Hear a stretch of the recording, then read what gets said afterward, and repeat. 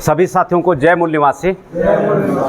साथियों, आज हम लोग का 8 सितंबर को जो बहुजन मुक्ति पार्टी छत्तीसगढ़ राज्य अधिवेशन का जो अधिवेशन संपन्न हुआ है, हम लोग उसके समीक्षा के लिए यहाँ पे बैठे हुए हैं। और इस समीक्षा में मैं रूपनारायण का आप समस्त हमारे ज़िले के सक्रिय कार्यकर्ताओं को, पदाधिकारियों को, ब्लॉक पदाधिकारियों को मैं स्वागत करता हूँ, हार्दिक इस्तकबाल करता हूँ।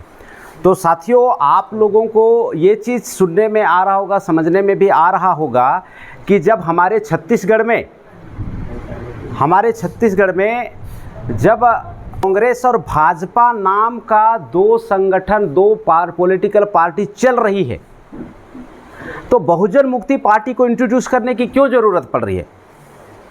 तो इसको समझना बहुत ज़रूरी है।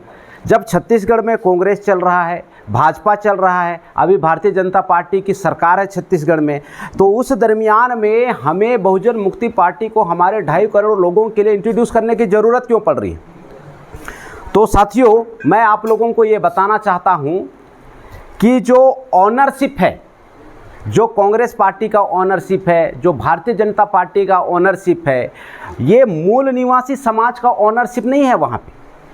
इसीलिए हमें ज़रूरत पड़ रही है, बहुत सारे घटनाओं को देखते हुए, बहुत सारे मुद्दों को देखते हुए, हमारे लोगों की यहाँ पे नेतृत्व विहीन राजनीति को देखते हुए हमको बहुजन मुक्ति पार्टी हमको यहाँ पे इंट्रोड्यूस करना पड़ रहा है। बहुजन मुक्ति पार्टी को यहाँ पे इंट्रोड्यूस करना पड़ रहा है।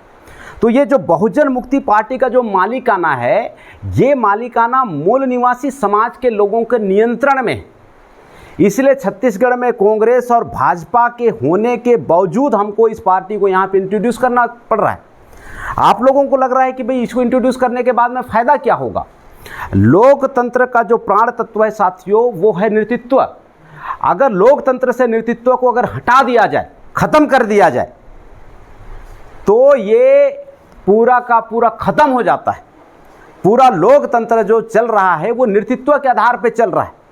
अभी कांग्रेस पार्टी, भाजपा पार्टी के बहुत सारे यहाँ पे सांसद हैं, विधायक हैं, लेकिन मूल निवासी समाज के जो ज्वलंत मुद्दे हैं, उस ज्वलंत मुद्दे के ऊपर में वो चर्चा परिचर्चा नहीं करते हैं। तो हमारा जो समाज है, छत्तीसगढ़ में जो 2.5 करोड़ की आबादी है, वो नेतृत्व विहीन हो गया। तो हम लोग इस नेतृत्व को जिंदा रखने के लिए हम लोग इस पार्टी को इंट्रोड्यूस कर रहे हैं। और इस बात को भली भांति समझे बगैर हम लोग इसके आगे की बात करेंगे, ये बिल्कुल भी संभव नहीं है। ये चर्चा करने का मतलब ही नहीं बनता है। चर्चा करने का मतलब ही नहीं बनता है। तो साथियों, अभी जैसे मैं आपको उदाहरण के तौर पे बता रहा हूं कि अगर जशपुर में हमारे यहाँ पे अनुसूचित जनजाति का यहाँ पे विधायक का आरक्षण का सीट है, यहाँ पे अभी हाल फिलहाल की मैं आपको घटना बताऊं, ये हमारे फरसाबहार में गोल्ड माइन के लिए 9000 एकड़ ज़मीन को यहाँ पे चिन्हांकित किया गया और पूरी तरीके से वो गोल्ड माइन की जो मामला है वो आगे बढ़ रहा था। मैं जशपुर के जागरूक जनता का मैं शुक्रिया अदा करता हूँ। पुरजोर विरोध करने के बाद में वो गोल्ड माइन का जो प्रोजेक्ट है वो निरस्त हुआ। तो साथियों, मैं आप लोगों को इस समीक्षा बैठक के माध्यम से एक जानकारी देना चाह रहा हूँ कि हमारी जो विधायिका महोदय है यहाँ पे, उस गोल्ड माइन के विरोध में कोई भी स्टेटमेंट, कोई भी उसके विरोध में बातें सोशल मीडिया में, टीवी में या फिर अखबार में आप लोगों को सुनने को मिला क्या? नहीं मिला। जशपुर जिला आदिवासी बहुल जिला है। यहाँ पे 5वीं अनुसूची संविधान में लागू है, लेकिन ये जो कांग्रेस के नुमाइंदे हैं, ये जो भाजपा के नुमाइंदे हैं, ये लोग इसको अमल में नहीं लागू किया और ये संविधान के विरोध में जाके गोल्ड माइन यहाँ पे खदान शुरू करना चाह रहे थे। तो हमारी जो विधायिका महोदय है, उस संदर्भ में समाज का प्रतिनिधित्व नहीं किया। यही है नेतृत्व विहीन नेतृत्व, समाज विहीन नेतृत्व आप इसको बोल सकते हैं। इतना भयंकर मामला है। मैं आज वार्ड पंच नहीं हूं, मैं आज सरपंच नहीं हूं, मैं आज विधायक नहीं हूं, लेकिन सामाजिक कार्यकर्ता के रूप में, एक पॉलिटिकल एक्टिविस्ट के रूप में मैं समाज का 2.5 करोड़ छत्तीसगढ़ की जनता का नेतृत्व करने का मैं बात कर रहा हूं। संवैधानिक दायरे में रहते हुए अपनी बातों को रखने का प्रयास कर रहा हूं। इसीलिए हमारे छत्तीसगढ़ में बहुजन मुक्ति पार्टी को इंट्रोड्यूस करना बहुत जरूरी समझ में आ रहा है साथियों। और ये सिर्फ इंट्रोड्यूस करना नहीं है, इस मूल निवासी समाज को छत्तीसगढ़ जो आदिवासी बहुल इलाका है, एससी बहुल इलाका है, ओबीसी बहुल इलाका है, छत्तीसगढ़ प्रदेश 2.5 करोड़ की आबादी है। हम इसके लिए वो राजनीतिक पार्टी को इंट्रोड्यूस करना चाह रहे हैं साथियों, जो निष्पक्ष रूप से सामाजिक व्यवस्था, जो निष्पक्ष रूप से प्रशासनिक व्यवस्था, जो निष्पक्ष रूप से न्याय व्यवस्था और निष्पक्ष रूप से भावना अभिव्यक्ति की जो नेतृत्व है उसको समाज में, देश में, राष्ट्र में स्थापित कर सकें। इसलिए हम लोग बहुजन मुक्ति पार्टी को आप लोगों के बीच में इंट्रोड्यूस कर रहे हैं। हमें कुछ शौक नहीं चढ़ा है कि जब कांग्रेस चल रहा है, भाजपा चल रहा है, तो वहां पे किसी तीसरी पार्टी को इंट्रोड्यूस करने का। लेकिन साथियों, जहां पे नेतृत्व ही खत्म हो जाए तो हमारे जैसे लोगों को करना क्या चाहिए? हमारे जैसे लोगों को उसके विकल्प के रूप में हमें काम करना चाहिए। इसीलिए आज हम लोग यहाँ पे बैठे हुए हैं चर्चा परिचर्चा करने के लिए। बड़ा गंभीर मुद्दा है साथियों, हम इस गंभीर मुद्दा के ऊपर में हम लोग चर्चा कर रहे हैं। तो लोकतंत्र में नेतृत्व सबसे महत्वपूर्ण है, प्रतिनिधित्व सबसे महत्वपूर्ण है, और कांग्रेस से, भाजपा से हमारे समाज को प्रतिनिधित्व नहीं मिल रहा है। 1952 से लगातार चुनाव हो रहा है साथियों, अभी 2024 आ चुका है और इस 2024 में आदिवासियों का विशेष अधिकार 5वीं अनुसूची अमल में नहीं आता है।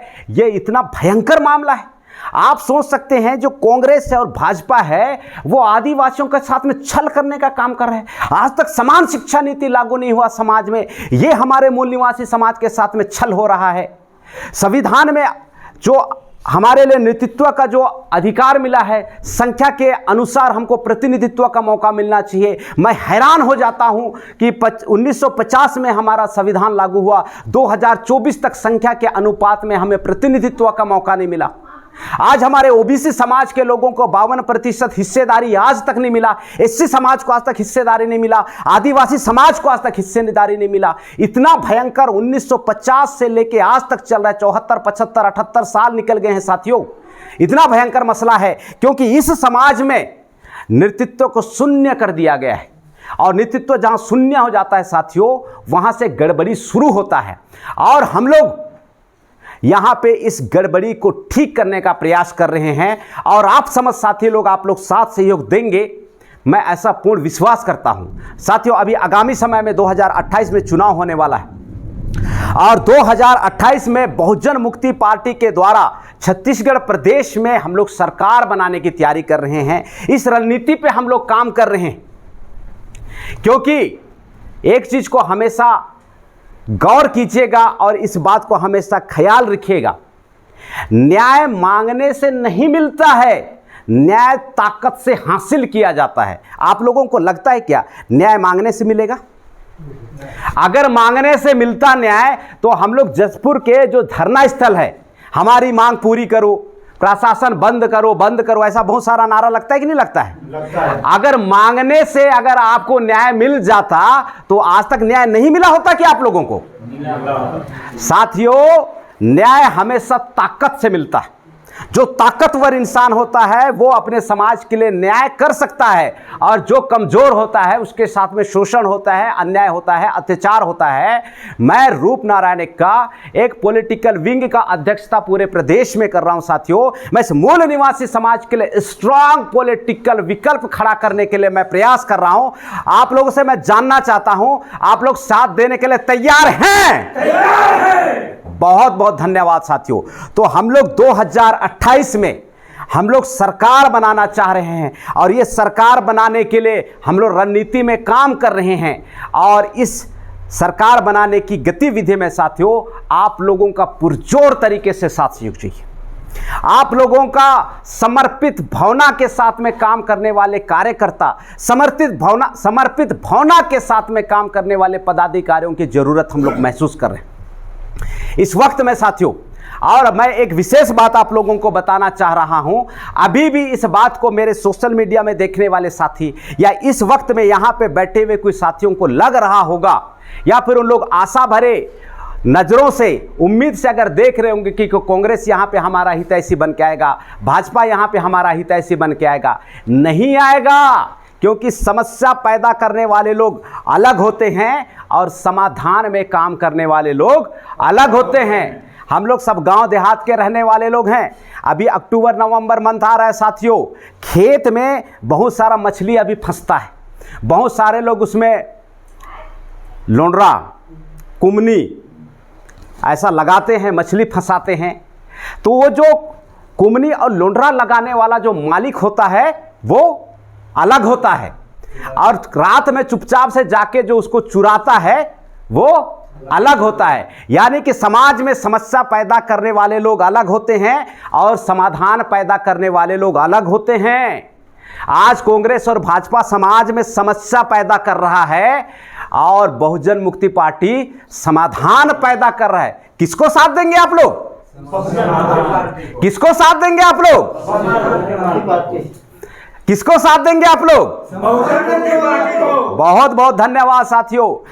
आपका ये नैतिक कर्तव्य बनता है, क्योंकि जुर्म उतना बुरा नहीं होता है जितना खामोशी बुरा होता है। समझ में आ रहा है बात? इसलिए साथियों हम लोग समाधान पे काम करेंगे और छत्तीसगढ़ में 2028 में हम लोग सौगात प्रदान करेंगे। हमारे समाज के लिए रियल रिप्रेजेंटेशन, वास्तविक प्रतिनिधित्व का सौगात, वास्तविक प्रतिनिधित्व का तोहफा इस मूल निवासी समाज को देंगे। ये बाबा साहब अंबेडकर की एक बात को हमेशा ध्यान रखिएगा, हर समस्या की समाधान की चाबी राजनीति के पास में है। बहुत सारे लोग यहाँ पे आप लोग अलग अलग काम कर रहे होंगे। बाबा साहब अंबेडकर ने कभी नहीं कहा हर समस्या का समाधान की चाबी कलेक्टर है, ऐसा बोला क्या? नहीं। वो क्या बोले? हर समस्या की समाधान की चाबी राजनीति है। क्या बनना चाहिए? राजनेता बनना चाहिए कि कलेक्टर बनना चाहिए? राजनेता। साथियों गौर करने वाली बात है, आज हमारे समाज के जो दुश्मन लोग हैं हमें मुख्य धारा से भटका के दरकिनार लेके चले गए। और जशपुर पे मैं रहता हूं और जशपुर की भूमि को उन्होंने आंदोलन की भूमि, नफरत की भूमि में उन्होंने तब्दील कर दिया। साथियों यहां पे इन्होंने धार्मिक आतंकवाद फैलाने का काम शुरू कर दिया है, वमनस्यता फैलाने का काम शुरू किया है। साथियों आपस में भाईचारा खत्म करके लड़वाने का काम शुरू किया है। मैं आप लोगों से एक चीज मैं पूछता हूं, आप लोग मुझे बताइएगा, आप यहां पे किसी भी कम्युनिटी से बिलोंग करते हैं, आपको मुबारक हो आपकी कम्युनिटी। मैं आपको यह बताना चाहता हूं कि अगर आप सुबह पूजा पाठ करके नहीं निकलते हैं, विनती प्रार्थना करके आप नहीं निकलते हैं, किसी भी तरह से धार्मिक एक्टिविटी आप नहीं करते हैं और शाम को आप घर वापस आते हैं, तो 99% संभावना है, 99% संभावना है कि अपने धार्मिक क्रियाकलाप किए बगैर भी आप अपने घर को वापस आने की संभावना है। अगर आपके साथ में किसी तरह का कोई दुर्घटना, आकस्मिक किसी तरह से आकस्मिक घटना ना घट जाए तो 99% संभावना है कि आप घर वापस लौटेंगे। लेकिन अगर पूरे दिन भर आपको भोजन ना दिया जाए तो आपकी मनोस्थिति कैसा हो सकता है? अगर दिन भर आपको भोजन ना दिया जाए, अगर आपको घर से निकलते समय कपड़े पहनना ना दिया जाए, आपका मकान छीन लिया जाए, तो आपकी मनोस्थिति कैसे रहेगी? मैं आप लोगों से जानना चाहता हूं, कैसे रहेगी आपकी मनोस्थिति? कुछ बोलोगे भाई? कपड़ा पहनने आपको नहीं दिया जाएगा तो लंगटा रहोगे तो कैसा लगेगा? अच्छा लगेगा क्या? अपमानित महसूस करेंगे ना कि बहुत मजा आएगा आपको। आपका घर को छीन लिया जाएगा, आपको वहां पे रहने नहीं दिया जाएगा, बहुत मजा आएगा क्या? नहीं। आपको दिन भर भूखा प्यासा रखा जाएगा, आपको रोटी कपड़ा नहीं दिया जाएगा, मजा आएगा क्या आपको? नहीं। वर्तमान सरकार को रोटी कपड़ा और मकान परोसना चाहिए कि धार्मिक आतंकवाद होना चाहिए? रोटी कपड़ा और मकान। तो वर्तमान सरकार आप लोगों को क्या परोस रही है? धर्म परोस रही है, धार्मिक आतंकवाद परोस रही है ना। तो बुद्धि लगाने की जरूरत है। समाज को सबसे ज्यादा जरूरत है रोटी कपड़ा मकान, और इस समाज को क्या परोसा जा रहा है? धार्मिक आतंकवाद। समाज को बचाना चाहिए कि नहीं बचाना चाहिए? बचाना चाहिए साथियों, बचाना चाहिए। ये आपकी नैतिक जिम्मेदारी है और 2028 में सरकार बनाना भी आप लोगों की नैतिक जिम्मेदारी है। अगर आप लोग नैतिक जिम्मेदारी का वहन नहीं करेंगे तो समझ लीजिए आप अपने बच्चे की कब्र खोद रहे हैं। मैं आप लोगों से पूछना चाहता हूं, अपना निर्दयी पिता बनने के लिए तैयार हैं क्या? नहीं। साथियों लड़ाई लड़ना पड़ेगा। युद्ध के अलावा, जागृति के अलावा हमारे पास में कोई विकल्प नहीं है। काम करने के लिए तैयार हैं आप लोग? तैयार हैं। साथियों बड़ी गंभीरता के साथ में काम करने की जरूरत है और हम लोग संविधान के दायरे में और हम लोग कानून के दायरे में रहते हुए इस समाज को जो मौलिक अधिकार है हम उसको देने का प्रयास करेंगे। और इस दिशा में आप लोग बहुत शानदार काम करेंगे, बहुत बेहतरीन काम करेंगे और अपने समाज को शासक बनाएंगे, अपने समाज को हुक्मरान बनाएंगे और इस दिशा में चलते हुए किसी तरह का कोई समझौता नहीं करेंगे, ऐसा मैं विश्वास करता हूं, ऐसा मैं अपील करता हूं। इन्हीं बातों के साथ में साथियों मैं अपनी बातों को समाप्त करता हूं। बहुत बहुत धन्यवाद। जय मूल्यवासी।